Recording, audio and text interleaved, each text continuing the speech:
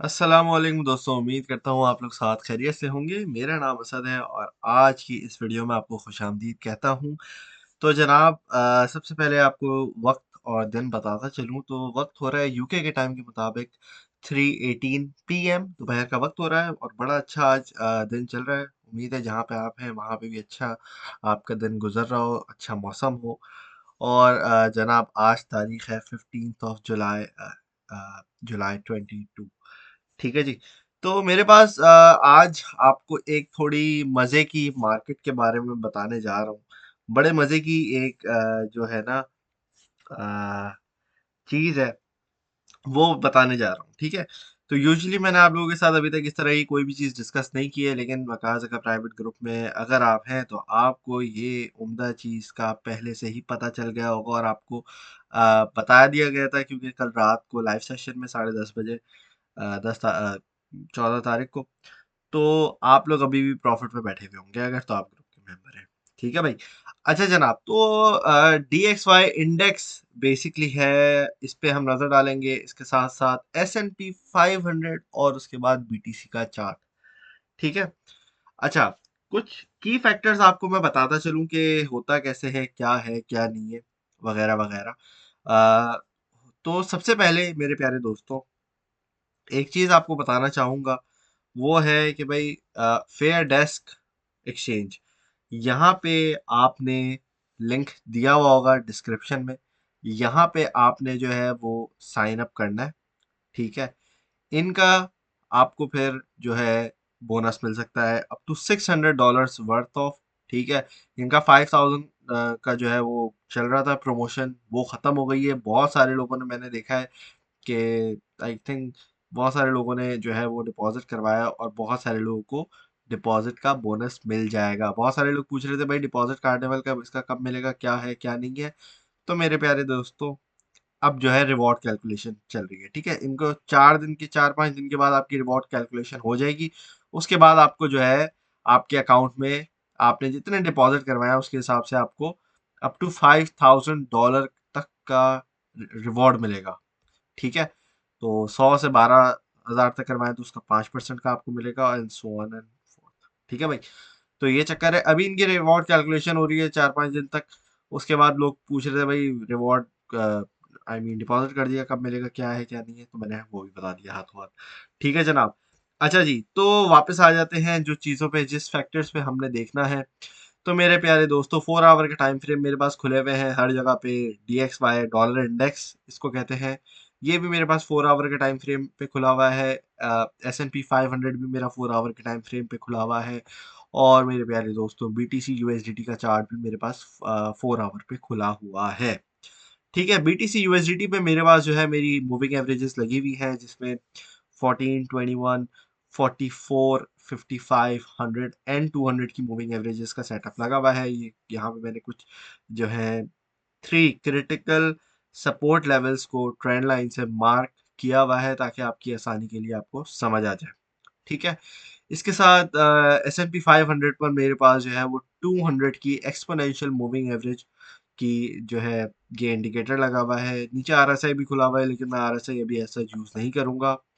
और अपना हमारे पास जो है डॉलर इंडेक्स है, इस पे भी हमारा 200 एक्सपोनेंशियल मूविंग एवरेज खुला हुआ है। ठीक है। तो इन तीन का एक मार्केट स्ट्रक्चर है, जो मार्केट की साइकोलॉजी है, वो आज हम डिस्कस करेंगे। तो डिस्कशन के लिए सबसे पहले आपको मैं कुछ हिस्टोरिकल बातें बताता हूँ। हिस्टोरिकल स्ट्रक्चर हमारा ये होता था कि जब भी आपके पास डॉलर की, ये जो DXY इंडेक्स है, ये आपकी डॉलर जो है ना, US डॉलर, उसकी वैल्यू बताता है। ठीक है। जब भी आपका डॉलर ऊपर की तरफ जाता था, तो BTC की एक इसके साथ डायरेक्ट समझे कोरिलेशन थी, एक रिलेशन था। वो ये था कि जब भी डॉलर DXY पंप होता था, तो हमारा BTC नीचे गिरता था। ठीक है। ये होता था, अभी भी होता है। लेकिन एक मजे की आज आपको इस वीडियो में एक चीज दिखाऊंगा, समझाऊंगा, बताऊंगा, जो कि इस मार्केट के स्ट्रक्चर को हो सकता है आने वाले वक्तों में बहुत ज्यादा चेंज कर दे। और अगर इस तरीके से स्ट्रक्चर चेंज होता है, तो फिर आपको ये बात पता होनी चाहिए, ताकि आप एज अ ट्रेडर, कामयाब ट्रेडर बनो। ठीक है, एनालिसिस एनालिसिस ठीक है, ये तो बच्चों का काम है, लेकिन इस मार्केट को जो चीज़ें अफेक्ट करती हैं वो आपको पता होना चाहिए इस मार्केट के अंदर। ठीक है, तो सबसे पहले S&P 500 पे अब मेरी दूसरी नज़र है, वो ये है कि मेरे प्यारे दोस्तों, इस चीज़ का मैं आपको बता रहा था कि जब हम लाइव सेशन कल रात को कर रहे थे तो वो ये यहाँ पे था, मैं आपको बोल रहा था कि ऊपर जाएगा, और जैसे जैसे ये ऊपर जाता है BTC इसको फॉलो ज़रूर करता है। और मैंने आपको बताया था कि अब दोबारा एक चीज़ मैं अभी मैं एक आपको चीज़ बता दूं कि जब भी S&P 500 का स्ट्रक्चर ये है कि जब भी S&P 500 ऊपर जाता है, ये जब भी पंप करता है अपनी वैल्यू के अंदर ना, तब तब BTC को साथ लेके ये ऊपर जाता है। ठीक है, तो आप अक्सर देखोगे कि S&P 500 का ज़रूरी नहीं है एग्जैक्ट डिट्टो कैंडल्स फॉर्मेशन हो, ऐसा बिल्कुल भी नहीं है। होता ये कि बेसिकली अगर इसकी वैल्यू ऊपर जाती है तो इवेंचुअली कुछ घंटों के अंदर, कुछ दिन, ज़रूरी नहीं है 1-2 हफ्ते का वेट करना पड़े, इसका इम्पैक्ट BTC के ऊपर और ग्लोबल क्रिप्टो कैप के ऊपर काफ़ी ज़्यादा पड़ता है। ग्लोबल क्रिप्टो कैप को मैं इसमें अभी नहीं करूँगा, वो आपने उसके बारे में जानना है तो भाई आप वकाज़ा का प्राइवेट ग्रुप ज्वाइन कर लो। ठीक है, अच्छा, तो यहाँ पे वो बड़ा प्रीमियम है, उसका जो रिलेशन है ना वो मैं वहीं बताऊंगा, सही है, तो वो ज़रा वो फ्री भी नहीं है आपके लिए। ठीक है भाई, तो यहाँ पे आपने क्या करना है कि आपने देखना है जब जब इसका रीटेस्ट होता है इसकी रेजिस्टेंस लेवल पे, जैसे कि हमारा अभी 200 एक्सपोनेंशियल मूविंग एवरेज 4 आवर के टाइम फ्रेम में बहुत स्ट्रॉन्ग रेजिस्टेंस की बाइस बन रहा है पिछले कुछ दिनों से। जैसा आप देख सकते हो कि जून से हमारे पास जो है ये 200 मूविंग एवरेज को क्रॉस करने की कोशिश कर रहा है, लेकिन नहीं कर पा रहा है। ठीक है, इसने 1 2 3 4 4 मरतबा ये ट्राई कर चुका है और ये 5वीं मरतबा ट्राई करने के लिए जा रहा है। अब अब ये जो 5वीं मरतबा अब ट्राई करने के लिए जा रहा है, मुझे लगता है यहाँ पे इसका ब्रेक पॉइंट इजीली हम निकाल सकते हैं। ठीक है, और ये 4 आवर का टाइम फ्रेम है 200 मूविंग एवरेज का। अब आते हैं हम जरा BTC के ऊपर। BTC भी जो है वो अपना 4 आवर के टाइम फ्रेम के अंदर 200 एक्सपोनेंशियल मूविंग एवरेज मुझे लगता है कि क्रॉस कर लेगा, लेकिन क्रॉस करने से पहले थोड़ा सा रीटेस्ट यहाँ पे बन सकता है। ठीक है, तो अगर आप स्कैल्पिंग ट्रेडिंग कुछ भी कर रहे हो तो वो एक रीटेस्ट आपके लिए दोबारा बाइंग का अच्छा मौका मिल सकता है, रीबाइंग का, री एंट्री का। ठीक है, अच्छा, जो स्ट्रक्चर मार्केट का मैं आपको समझा रहा था वो ये है कि दोस्तों, डॉलर इंडेक्स जब भी आपका पंप करता है, BTC उसके साथ साथ गिरता है। ठीक है, समझ आ गई बात, बहुत आसान सी बात है। लेकिन कल परसों ये हुआ है हमारे साथ कि DXY इंडेक्स हमारा पंप कर रहा था। ठीक है, डॉलर की वैल्यू हमारी पंप कर रही थी। यहाँ आप देख सकते हैं कि 14 जुलाई अराउंड 16 आवर्स में UTC, इसको मैं कर देता हूँ 1 मिनट, ताकि टाइम जो है वो बिल्कुल सारा सही हो जाए। ठीक है जी, अ, तो UTC टाइम में इसको ये कर देता हूँ। ठीक है, और यहाँ पे आप देख सकते हैं अब तकरीबन 14 जुलाई 11 आवर्स पे आप DXY का देखो, उसके बाद आपने यहाँ पे देखना है ये UTC ही सेलेक्ट हुआ हुआ है। ठीक है भाई, ये हमारा सेलेक्ट हुआ हुआ है UTC। अब यहीं पे आप ये देखो 14 आवर्स, सॉरी 14 जुलाई, मैं डबल चेक कर लूँ कौन सा था ये, 14 जुलाई 11 आवर्स। ठीक है, अब 14 जुलाई 11 आवर्स यहाँ पे मेरे पास एग्जैक्ट नहीं आ रहा है, लेकिन आप ये देख रहे हो इसने BTC ने हमारी पंपिंग शुरू की हुई है।